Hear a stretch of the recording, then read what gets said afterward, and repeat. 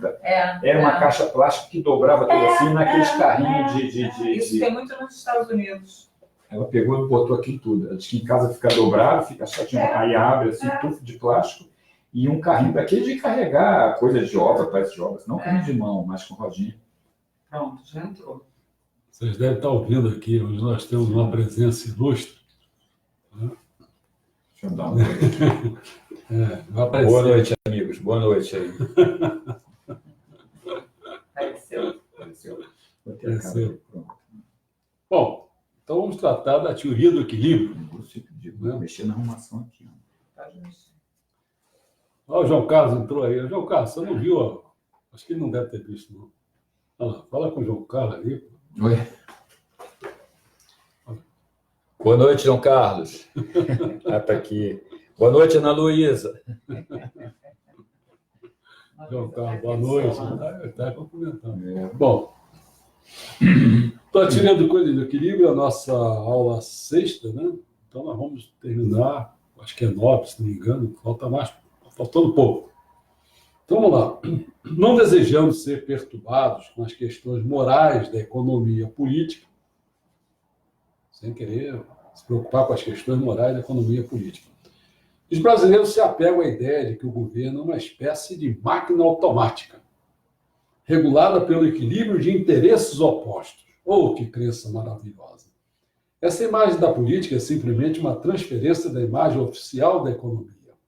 Em ambos, o equilíbrio é obtido pela pressão dos muitos interesses, ai meu Deus, tomara que fosse, limitados apenas pelas interpretações jurídicas e amorais, sem moral, né? Sobre o que esse tráfico possa comportar. O ideal do equilíbrio automático atingiu o auge de sua elaboração nos termos econômicos. Sabe como? O mercado é soberano. E na economia mágica do pequeno industrial, não há centro autoritário. O mesmo ocorre na esfera política. A divisão, o equilíbrio dos poderes é que predomina e, portanto, não há possibilidade de despotismo. Ah, não há. Que ilusão, né? Não há, não. De forma camuflada. A nação que não adota o equilíbrio dos poderes tende a adotar o despotismo, uma alternativa.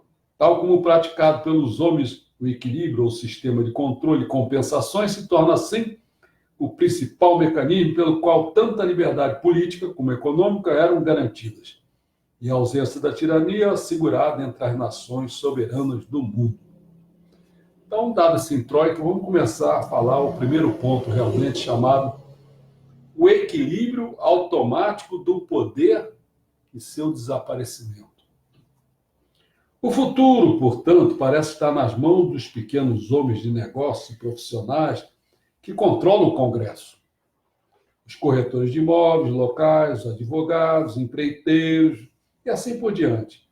Dos militares que controlam a defesa, em parte a política externa, e dos diretores das grandes empresas, seus advogados, os homens das comissões de finanças e outros conselheiros que decidem sobre os investimentos industriais e influenciam o ritmo de mudança técnica dos líderes trabalhistas que controlam a produtividade e os votos dos trabalhadores, né? Sindicatos. Bom, a maioria das notícias políticas são notícias e boatos sobre questões e conflitos de níveis médios. Quer um exemplo? Reforma da Previdência. Por que não discute a dívida pública? Né? Então, a maioria das notícias políticas são notícias e boatos sobre as questões e conflitos de níveis médios. Quero ver resolver o crescimento econômico. Quero ver. O teórico da política é muito frequente apenas um sistemático das eleições de quem votou em quem. O analista político está geralmente ele próprio nos níveis médios de poder. Conhece a cúpula apenas pelos mexericos. A base, quando conhece, apenas pela pesquisa, entre aspas. Mas sente-se à vontade com os líderes do nível médio, e sendo ele próprio um conversador com suas conversinhas. Por exemplo, o camarote. Quer outro exemplo? aquela outra que eu sempre esqueço, como é que é? Sadia. Sadia também, aquela turma toda da Globo Miriam News. Leitão. Miriam Leitão. Cristiana Lobo. Gosta dos mexericos. Não, eu conversei com Eliane não sei o quê. Gardini. Não me interessa o que você conversou com ele. O nível do poder não está aí, não. Vocês conversar com o senadorzinho, não sei o quê. Vamos ver onde está o nível do poder, meus amigos. Deixa de conversa fiada, né? Esses níveis proporcionam o conteúdo extensivo da política, entre aspas, como fato explícito e noticiado. Porque tais opiniões estão de acordo com a lenda do modelo formal de funcionamento de uma democracia. Aquela lenda. Eu adoro essa lenda.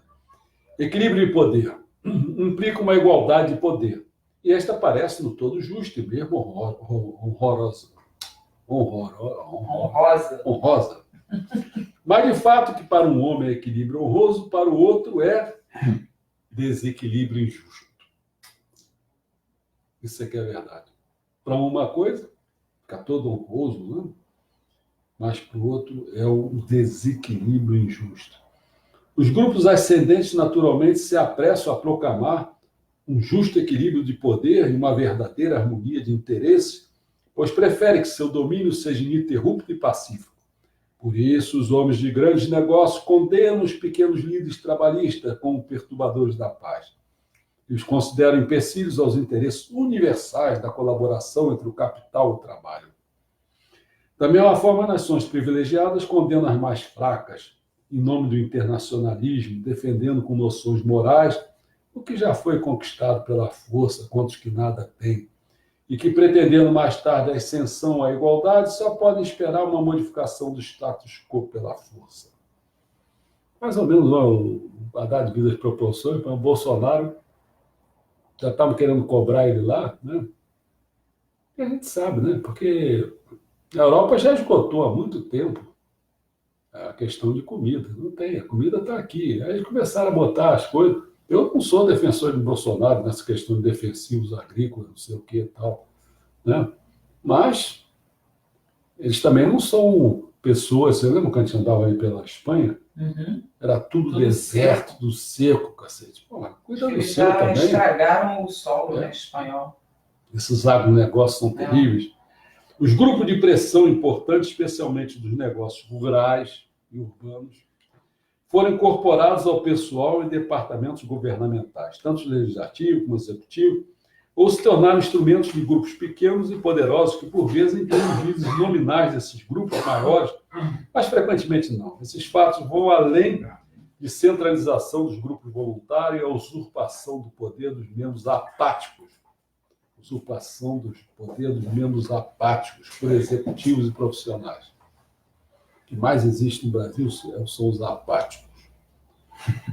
Controles e contrapesos devem, portanto, ser entendidos como alternativa de dividir para reinar e como modo de impedir a expressão mais direta das aspirações populares, pois a teoria do equilíbrio frequentemente repousa sobre a ideia moral de uma harmonia natural de interesse, em termos da qual a ambição e a inflexibilidade se reconciliam com a justiça e o progresso. Lindo, né?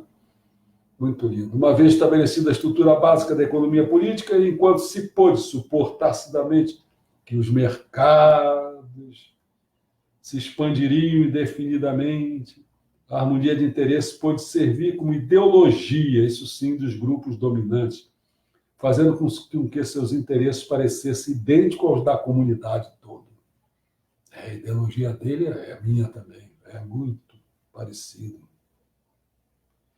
Enquanto predominar essa doutrina, qualquer grupo inferior que começa a lutar pode parecer o quê? É um desarmonioso, é um perturbador do interesse comum. Né? Você me explora e eu fico quieto, é isso que você quer, né? Tá bom. A doutrina da harmonia de interesse serve assim como um recurso moral engenhoso, invocado com perfeita sinceridade pelos grupos privilegiados para justificar e manter sua posição dominante. O outro item. O Congresso, ele estrutura e posição no nível médio do poder. O principal foco da teoria do equilíbrio é o Congresso, e seus agentes principais são os congressistas. No entanto, Como tipos sociais, esses senadores e deputados não são representativos do grosso dos cidadãos. Quer que eu repita isso? Esses vigaristas que estão aí dentro do Congresso, né, tanto faz ser senador como deputado, eles não são representativos do grosso dos cidadãos. Né? Não são. Quase todo. Representam aqueles que tiveram êxito em atividades econômicas e profissionais apenas. Né? Tempos atrás, em seu município ou estado, congressistas em campanha não tinham que concorrer no mundo de celebridades sintéticas com os meios de entretenimento e distração em massa. O PT adora levar aqueles artistas, Chico Buarque, né? Nossa, que beleza.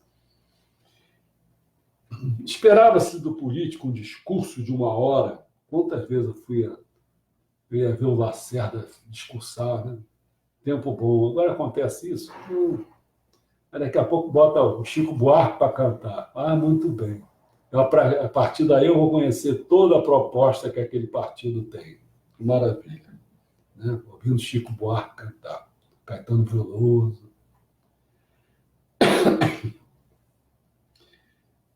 Contanto que ocorria no grande mundo e nos debates, não tinha ocasião nem a oportunidade de consultar alguém para lhe escrever os discursos. Naquele tempo, não. O cara falava o discurso dele. Agora tem um pessoal que escreve o discurso.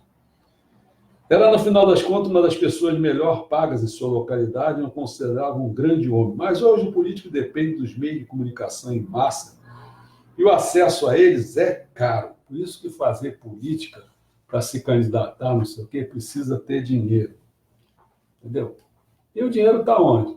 Está na verbinha lá que o governo distribui entre os partidos. Mas quem é que dá do partido que vai distribuir para o cara vir a ser candidato e ter dinheiro? Você precisa ser amigo do nome, né? Do chefão do partido, né? É assim, né?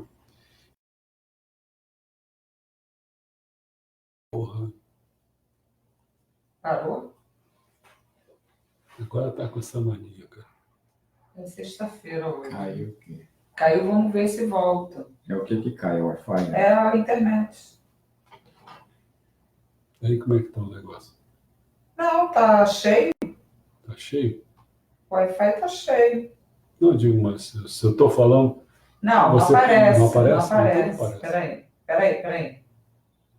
Peraí, deixa eu ver se... Não, por enquanto tá congelado. Tá congelado. Não, mas não tá. Você falou isso, você tá olhando, porque aqui ele entra depois, tá vendo? Eu não sei se vai ficar rodando. Embaixo, né? Você vai reconectar. Caiu não, tá ok. Estão falando que tá ok. Tá ok mesmo? Mas pra gente aqui não tá. Pra gente aqui tá aparecendo tentando reconectar. Seu vídeo foi pausado devido ao sinal fraco da conexão sem fio. Considere mudar de lugar para encontrar um sinal maior ou encerre a transmissão. Vocês estão conseguindo ouvir a gente? Dá um sinal aqui. Lá. Porque aqui no computador do Charles está congelado. Se agora no celular, no celular, o Charles continua olhando assim, ó. Ah lá, eu apareci aqui, tá ok. Tá ok, ó, está tudo certo, tá normal, vai adiante. Aqui, olha aqui, eu chegando aqui, ó, para ver o sinal, vai falando. Bom, se por acaso cair, avisa a gente. Alguém avisa aí, tá? Vai.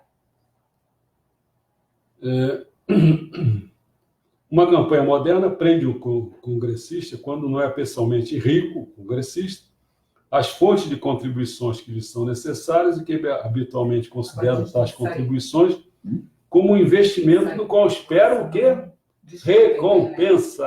Não, mas eu não estou no Wi-Fi. Eu não estou no Wi-Fi, estou no mesmo. Como políticos partidários têm de enfrentar eleições, os políticos profissionais cultivam muitos grupos e tipos diferentes em sua localidade. São grandes participantes de organizações sociais, comerciais, fraternais, pertencendo, por exemplo, à maçonaria, aquele negócio de Rotary Club, sei lá, essa porcaria toda.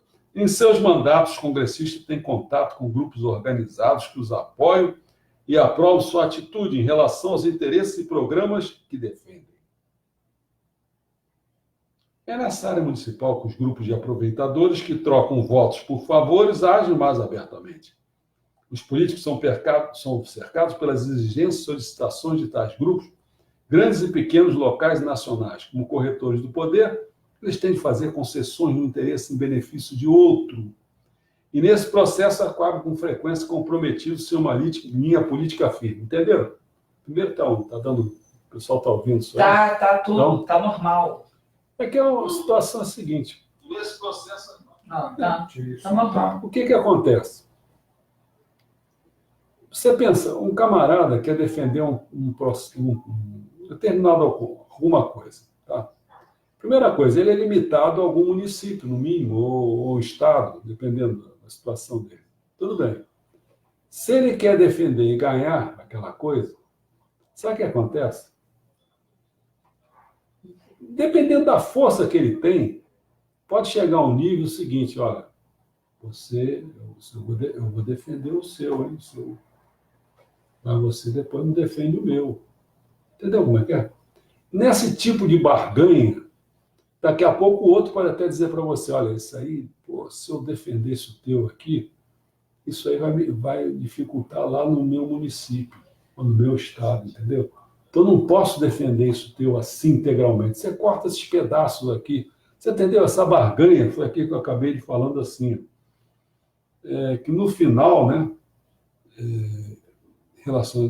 É nessa área municipal que os grupos de aproveitadores que trocam votos por favores agem mais abertamente.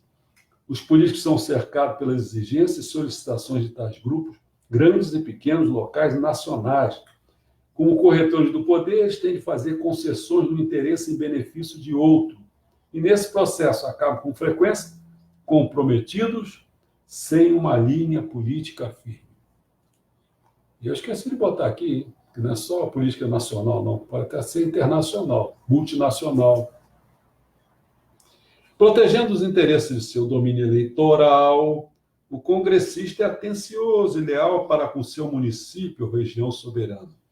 De fato, seu paroquialismo é, em certos casos, tão intenso que, como candidato local, pode mesmo reunir para exibição local uma coleção de velhos ataques contra ele, transformando com isso a campanha numa cruzada da localidade contra os estranhos nacionais. Dentro do Congresso e em seu eleitorado, o político encontra uma confusão de interesses. Olha só. Dentro do Congresso e em seu eleitorado, o político encontra uma confusão de interesses. Verifica também que o poder está organizado segundo o partido e a antiguidade. O poder do Congresso centraliza nas comissões. Todo mundo sabe disso, todo mundo quer pegar uma comissão. O poder destas comissões está frequentemente nas mãos de seu presidente, e que chega a esse posto por antiguidade. Assim, a oportunidade que o político tem de agir a uma posição de poder dentro do Congresso se baseia em sua capacidade de conservar o mandato por um período longo e ininterrupto, e para isso não lhe é possível contrariar os elementos importantes de seu eleitorado. Entendeu? Tudo rabo preso. Adaptação flexível a esses interesses variados aos seus programas, a agilidade de pôr em prática várias linhas políticas, por vezes antagônicas, mas sem perder as aparências. É o seu objetivo.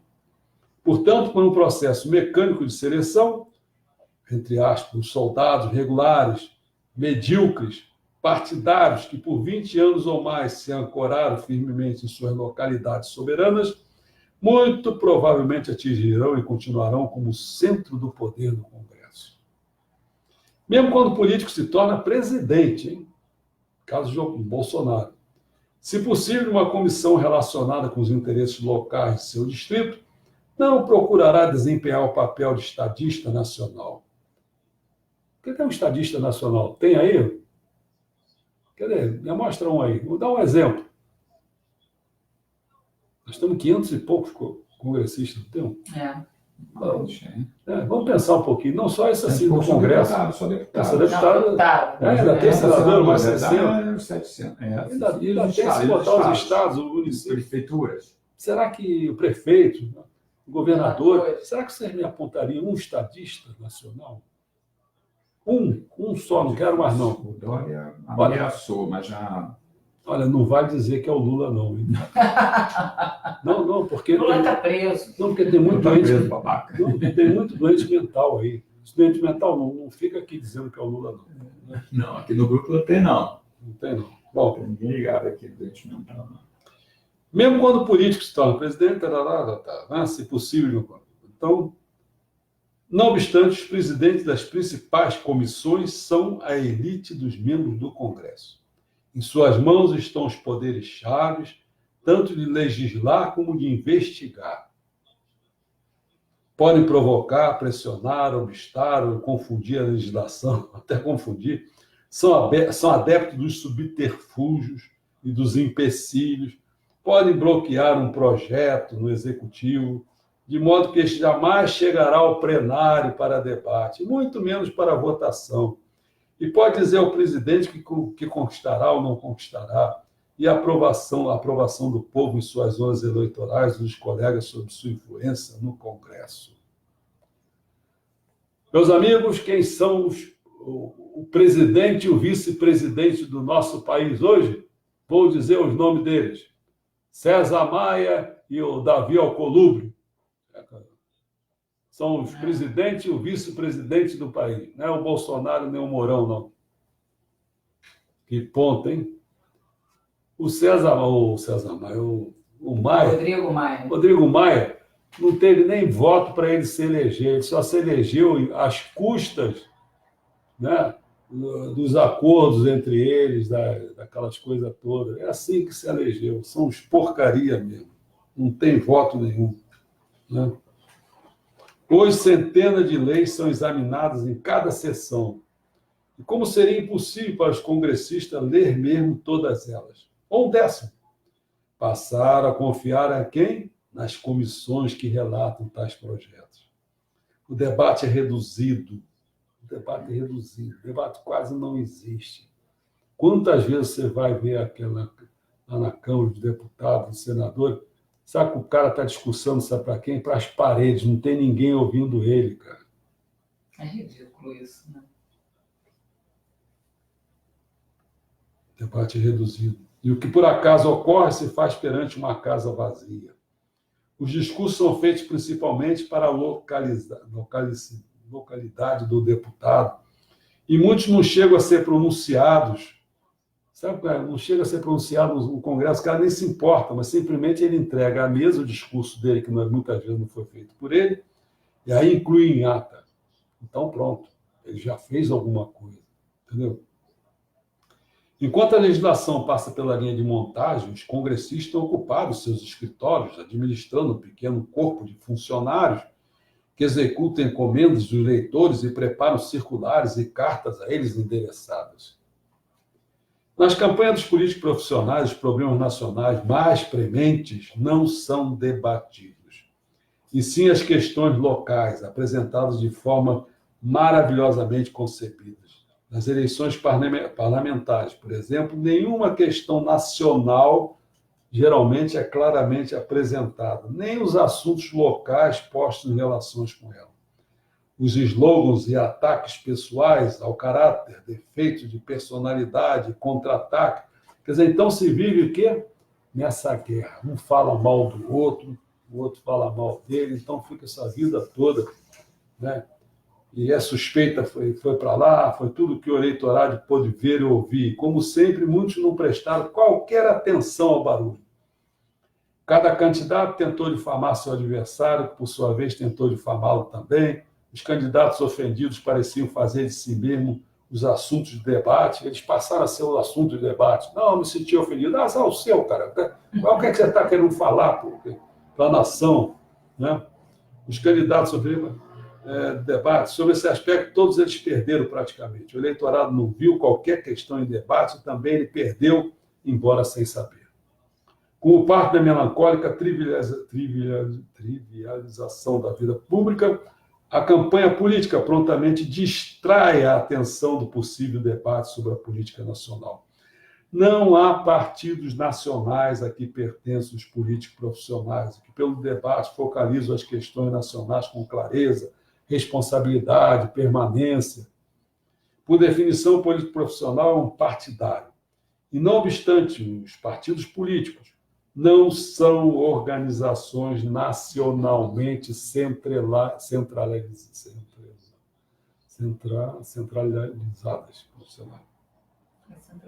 Centralizadas. Como estruturas semi-feudais têm operado pela proteção e outros favores prestados em troca de votos. Os políticos menores trocam os votos de suas zonas por uma partilha maior nos favores e protecionismo. Mas não existe um chefe nacional, e muito menos um líder nacionalmente responsável em nenhum dos partidos. Cada um deles é uma constelação de organizações locais curiosas e complicadamente ligadas a vários blocos de interesses.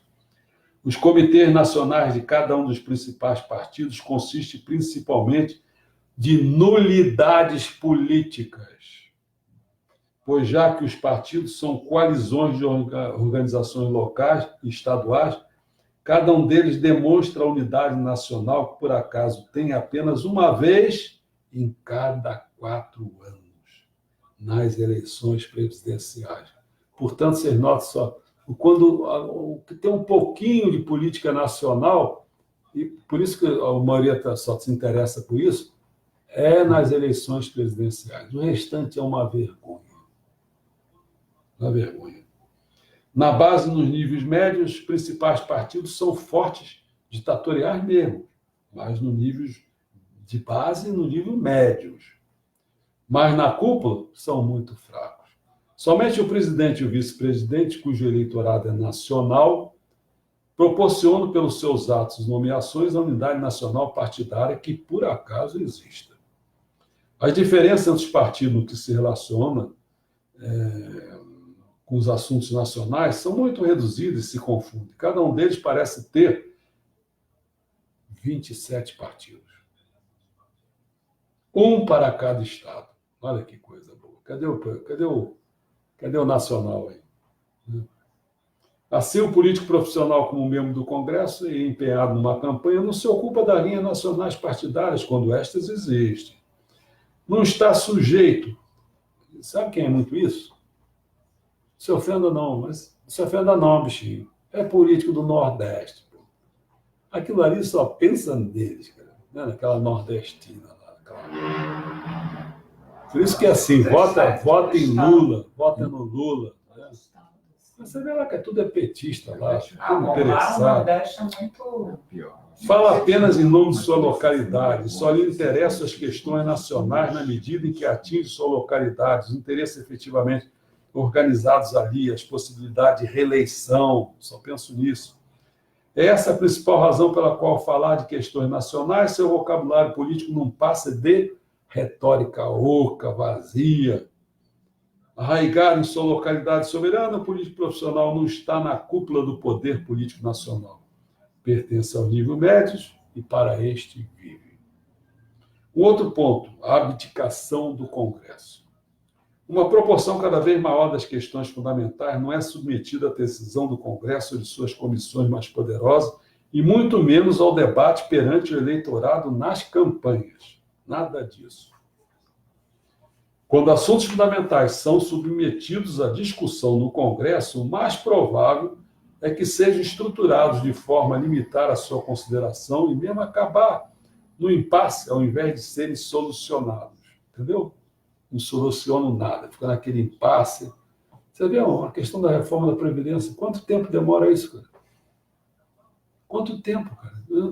Isso foi o quê? Isso deve ter começado aí, já tem meses. E quando é que isso vai acabar? Por que razão que isso acontece? Parem e pensem, por que razão que isso acontece? Uma explicação, todo mundo que está ali é idiota e burro. Bom, aí pode ser verdade, vai demorar muito para discutir alguma coisa e resolver. Outra coisa são conflitos de interesse, cara. Cada um defende uma coisa, e aí como é que pode resolver esse problema? O cara nem escuta o argumento do outro, entendeu? Porque ele está pensando o quê? na base dele. Quantas pessoas que devem estar defendendo os professores, por exemplo, aí, devem ser professores ou ligados a eles por votinho. Por isso que diz, não, o professor tem que ser menos de idade, não, papá. Estou falando professor que não dá exemplo de qualquer caso. Outros, tem um pessoal rural aí, não, com ruralista não mete a mão, não sei o quê, papá. É assim, pô. É isso. Nossa Senhora. Bom, pois sem partido responsável centralizados é difícil formar maioria no Congresso. E com o sistema de antiguidade, os regimentos, a possibilidade de obstrução, tem isso. Possibilidade de obstrução, isso no Supremo Tribunal Federal tá vergonha também. O cara leva o... Não, preciso pedir vistas do processo. Pô, o cara não foi para a reunião, não tinha visto isso aí, não podia estar disponível, ninguém estava escondendo nada. Né? A falta de informações e de conhecimentos, o Congresso facilmente se transforma num labirinto legislativo. Não é de surpreender que ele deseje, com frequência, uma iniciativa firme do presidente nos assuntos não locais. E que, nas situações consideradas como emergências, os poderes são prontamente entregues ao executivo por meio de decretos para romper o impasse semi-organizado. Realmente, certos observadores acreditam que a abdicação e obstrução congressional e não a usurpação presidencial tem sido a causa principal da transferência do poder ao executivo. Mas agora estão querendo tomar a rédeas. Deixa eles tomarem. Mostra aí, pessoal, como é que vocês estão votando para o povo. Quero ver. Fica quieto aí mesmo, executivo. Deixa eles tomarem o poder. Mostra. Deixa eles mostrarem mesmo a vergonha que eles são. Entendeu? O poder político ampliou-se e passou a ser mais decisivo, mas não o poder do político profissional no Congresso. A força considerável que continua nas mãos de alguns congressistas é hoje dividida com alguns outros atores políticos. Há o controle da legislação centralizado nos presidentes de comissões, mas sujeito cada vez mais a modificações decisivas pela administração. Há o poder de investigar a arma positiva e negativas, que exige, porém, a colaboração de agências de informações, investigações públicas e particulares, e cada vez mais se aproxima de graus diversos do que se pode chamar, sabe de quê? Vamos botar um nome para isso bonitinho? De chantagem contra chantagem. É isso que nós estamos vendo agora. Né?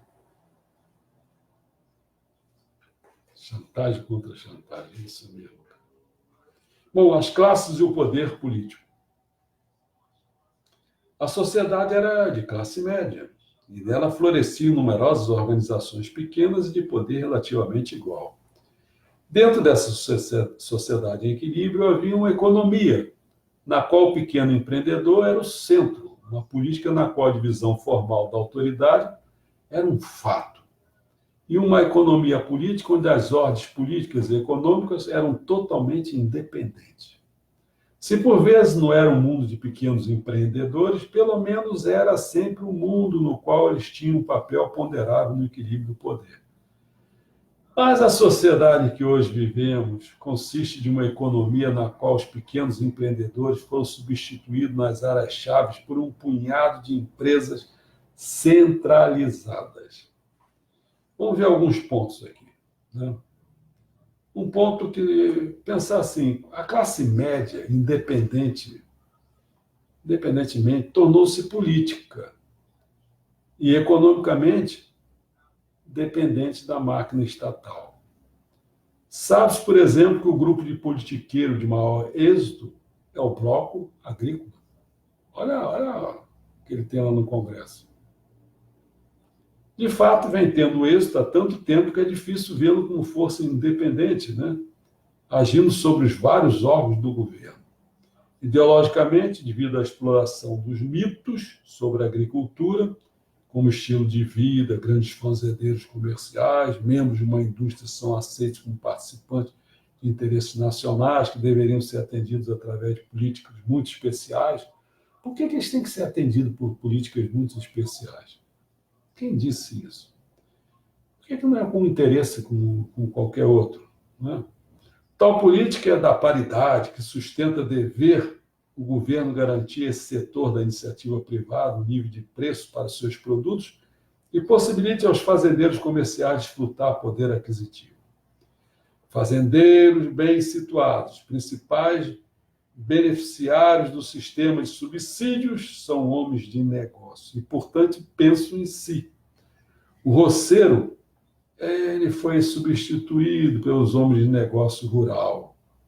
Esse é um tipo de gente, esse tipo de classe média aí. Outro tipo é o seguinte: juntamente com a velha classe média, independentemente, surgiu dentro da sociedade e empresa uma nova classe média. Sabe quem é?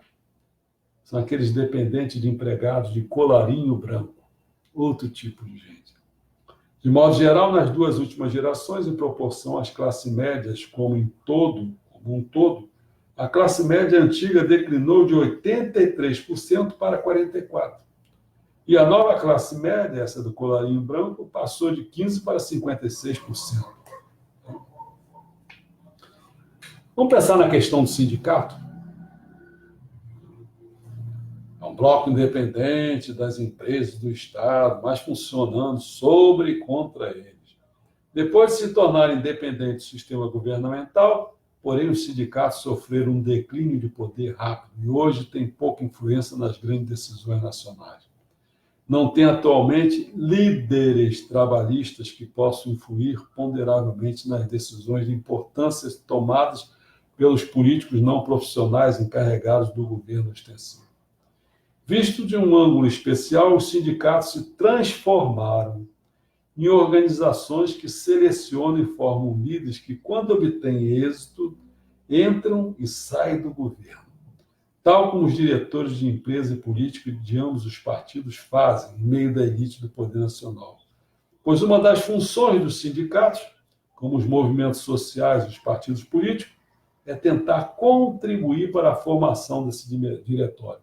Ninguém quer contribuir para organizar nada. Sabe o que o cara faz? O cara está começando a despontar naquela classe, qualquer que seja, ele vai se candidata a vereador, deputado, lá o que seja, e aí bye. Quem é que vai organizar aquela porcariada? Ninguém. Entendeu? É assim que vivem as coisas. Né? Bom, sua tentativa consciente de estabelecer seu lugar dentro dessa elite e, com isso, assegurar a participação dos interesses do trabalho e dos interesses nacionais faz dele o protótipo modelo da carreira do líder trabalhista. Muito do curioso comportamento e manobra dos chefes trabalhistas nas duas últimas décadas se explica pela sua busca do status dentro da elite nacional do poder. Nesse contexto, mostraram-se extremamente sensíveis a demonstrações de prestígio. Adoram prestígio. Sentem-se que conseguiram atingir uma posição e querem os indícios externos do poder. Nas cidades médias e pequenas, os líderes trabalhistas sentam-se hoje ao lado dos dirigentes das câmaras de comércio, dos movimentos cívicos. No nível nacional, preteiam e conseguem postos nas juntas de produção e nas repartições controladoras dos preços. Suas pretensões de status e poder baseiam em sua força, não em propriedade, rendas ou nascimento. Não, hein? Suas pretensões de status e poder baseiam em sua força, não em propriedade, rendas ou nascimento. E o poder numa situação como a deles é uma fonte de inquietação. Ainda não há uma base sólida, contínua. Sua acessibilidade em questões de prestígio, especialmente no cenário nacional, é provocada, pelo menos, por umas 4 coisas. Primeiro, pela sua origem, pelo fato de que sua ascensão foi auxiliada pelo governo.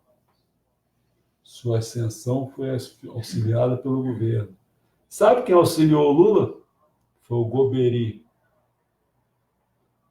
É isso aí. E pela atmosfera por este criada. São homens feitos pelo governo. Lula foi feito pelo governo. Quando ele foi eleito, ele foi aonde? Foi nos Estados Unidos. O que ele foi fazer lá? Nunca ele falou. São homens feitos pelo governo e temem com razão ser destruídos pelo governo. Essa situação tensa se deve, em parte, ao fato de que são simplesmente novos na elite do poder, em seus processos e que sente uma tensão entre seu público, os membros de seus sindicatos, perante os quais é politicamente perigoso parecer uma grande figura ou ligar-se muito aos inimigos tradicionais. nos novos companheiros e novas rotinas de vida adquiridos com a ascensão. Bom, muitos observadores confundem a aparência de prestígio dos líderes trabalhistas com a evidência do poder do trabalho. Com a evidência do poder do trabalho. De certa forma, essa aparência é uma evidência, mas de outra, não. É uma evidência do poder quando se baseia e leva ao poder. Não é quando não passa de armadilhas para os líderes sem resultar em nenhum poder real. Quanto a isso, é bom lembrar que não se trata aqui de um problema como o do ovo e a galinha. A galinha é o poder e vem primeiro. O ovo é o seu status. O trabalho organizado surgia pela primeira vez em escala. Não precisava de outro sentido político de direção que não do slogan, organizar os desorganizados. Já não é essa a situação, mas o trabalho ainda continua sem direção política e, portanto, econômica. O último ponto, né, é sobre a questão do mecanismo do poder. A ideia de que o sistema de poder econômico e político, né, militares, essas três coisas, né, é uma sociedade equilibrada, também supõe ser as unidades em equilíbrios independentes entre si. Pois se o capital e o trabalho, ou o capital e o governo, por exemplo, não forem independentes um do outro, não poderão ser considerados como elementos de um equilíbrio livre e aberto. Mas, como já vimos, os grandes interesses frequentemente competem menos entre si no esforço de promover seus vários interesses do que coincidem em muitos pontos e, na realidade, se unem sobre o manto do governo. As unidades do poder político e econômico não só se tornam maiores e mais centralizadas, como passa a coincidir em seus interesses e a celebrar alianças explícitas e tácitas. Não há um poder contrabalançador eficiente contra a coalizão dos homens de grandes negócios que, como políticos não profissionais, ocupam hoje os postos de comandos e os militares, em exceção, que falam hoje com a voz grave nos altos conselhos. Essa que é a situação real. E assim, eu acho que a gente deu uma visão geral sobre esse ponto. Porque, no fundo, é como é que você vai equilibrar, né? Como é que você vai equilibrar? Eu já falei nos inícios, estão lembrados, né? Eu falei que hoje são três grandes blocos. E teve suas evoluções, mas hoje são assim mesmo. Hoje é o econômico, é o político e é o militar.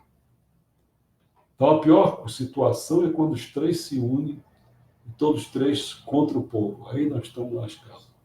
Então, assim, o que a gente torce, né, é que, e às vezes tenta falar alguma coisinha para catucar, né, os militares. Se os militares se unem com isso aí, pronto, e agora? Você vai fazer o quê? Então, quando os militares, você mexe um pouquinho com ele, qual é a sua missão? Tem que ser patriota, né, nacionalista. Aí os caras estão roubando a nação, não sei o quê. Mas se eles estiverem se completando também, nós estamos ferrados. Esse que é o problema, entendeu? Então, hoje eu estou falando sobre essa teoria do equilíbrio, mostrando, né, como é complicado. Até o congressista vai para lá, o que ele pretende fazer, cara? Qual é o cara que tem um... Eu estou falando do Congresso, podia falar de qualquer coisa. Quem é que tem ideia de uma nação? Intervenções ali, tá? Só para você. Esse amor, realmente, esse amor é um... Você vê, o Messias já falou, a gente começa com amor, aquele amor bem egocêntrico, né? Um amor próprio. Né? Isso é bom para você não se matar, não se suicidar, né? Você tem aquele amor próprio, pelo menos. Mas depois tem que passar, pelo menos, ter um amor da família, de esposa, de filhos, de não sei o quê. Mas depois tem que começar a ter amor ao bairro, amor onde você mora. Hoje, o que eu estou enfrentando hoje? Hoje, o que eu fui? Uma reunião de condomínio, né? De, sei lá como chamava. Bom, conselho de condomínio. E o que eu vejo ali, né? É um bando de gente que, se você olhar pelo prédio, é assim, o pessoal que não tem realmente, não tem amor a nada, não, são aquele tipo Lula, né? Se esconde, não sabe de nada, não está acontecendo nada, entendeu? Então, a pessoa, o conselho está o conselho tá bom, mas assim, precisa ter amor, pelo menos, ao local que você mora. Depois, para você ter amor ao quê? A pessoa ao município. Quem é que tem amor ao município, cara? Eu vejo aqui essa praça aqui, pô, se transformar essa porcaria num negócio aqui, Entendeu? Praça é praça. Então, você vê, nós estamos todos ferrados. Daqui a pouco, não quer ir para chegar a amor nação. Ih, nossa Senhora. Tem aí um bando de gente que adora fazer. A amor nação, eles pensam que é tocar o hino, ficar todo comovido. Porra, para com isso, cara. A nação é muito mais complicado. Bom, a Jussara colocou, naquela hora que você falou dos nordestinos, meus antepassados nordestinos que me perdoem. A Marley Barbosa colocou assim, a lamentável situação político-partidária defendendo corporações. O Luiz colocou assim, será que vamos conseguir arrumar o país dessa vez? Muita coisa para fazer. E a Jussara colocou, mexo samba no poder, acredite. Luiz, bota para lavar a louça. Lavar a louça. Rapaz, é um problema sério. A questão, quando a gente se coloca, né, de que a questão de como é que vai se conseguir arrumar esse país, né? Tipo essa pergunta assim, né? Tem muita coisa para fazer. E realmente, a gente vive aqui, tem dois modos, né? Quer dizer, no meu caso, cada pessoa com um caso. Mas às vezes, assim, não dá uma tentação de você ir morar num lugar. Às vezes dá a tentação. Você pensou você morar num lugar organizado, as pessoas. Pô, é outra coisa, né? Quer dizer, aqui não, aqui é tudo complicado, muito complicado. Quer dizer, então bom, se você não faz essa opção de morar fora, né? Então, pelo meu temperamento assim, é de luta, quer dizer, eu quero transformar a coisa. Eu sou messiânico deveria pensar nisso, quer dizer, tem que transformar a cultura. E é isso que eu estou tentando fazer. Mudar a cabeça das pessoas, mudar os paradigmas das pessoas, né? Mas em relação a tudo, não é só sobre doença, não, qualquer coisa, politicamente, ser um cidadão, como é que tem que ser isso? Mas a maioria não pensa em nada, nada é nada. As pessoas têm cultura zero. Cultura zero. No máximo que tem, assim, aquela coisa que passou, nem sei, porque hoje a família nem influencia, nem sei dizer se é o papai que influencia. Só quer ver, assim, honestamente, pensa no seguinte, quais são os dois grandes movimentos que existem aqui no Brasil? Política, você está falando? Então, quais são os dois movimentos que dão milhões de pessoas na rua ou no evento? Artístico, eu acho que é artístico. Carnaval. Momento Carnaval. Sei que eu estou considerando como arte. Futebol. Parada gay. Futebol arrasta. Três. O que mais? Futebol, assim. Carnaval Vou dizer mais uma aqui, que elétrico, eu acho irritável. Hoje eu estava lá no clube, fazendo ginástica. Rapaz, eu falei para tua charada. Vem cá, tu aguenta escutar isso aí? O que, Ana Maria Braga? Não, rock Palmeiras, é aquele rock Rio, cara. Tem o artístico, deve ser um movimento artístico. Tem esses caras que vêm do estrangeiro, que eu não sei como é que pode, rapaz. Os shows, né? Os shows artísticos. E pior que os brasileiros sabem até cantar a música, sabem quem são as pessoas. E o caramba, rapaz. Se você perguntar, por exemplo, vem cá, você acha que tem saneamento básico no teu local? Tem saneamento básico? Não vou saber. Quais são as dificuldades que tem? Cara, você está morrendo porque você está pisando na merda, cara. Entendeu como é? As pessoas não têm o menor interesse. É isso. Então, é difícil, realmente. A gente precisa tentar mudar isso. Então, uma coisa que eu acho que você não sabe, né? Mas acho que eu falei até um pouco. Eu vou começar a botar cultura mesmo, encher o saco do pessoal de cultura. Eu já estou preparando, já tem pelo menos... são 12 na antiguidade, na Idade Antiga. Vou pegar 12 livros de porreta para mostrar a pessoas. Entendeu? Vai começar a ver... Nunca ouviu falar em Platão, não. Vai ouvir falar em Platão, sim, porra. Não quer, desliga isso. Vai, bota na Ana Maria Braga. Vai escutar Ana Maria Braga. Vai aprender a fazer comida, porra.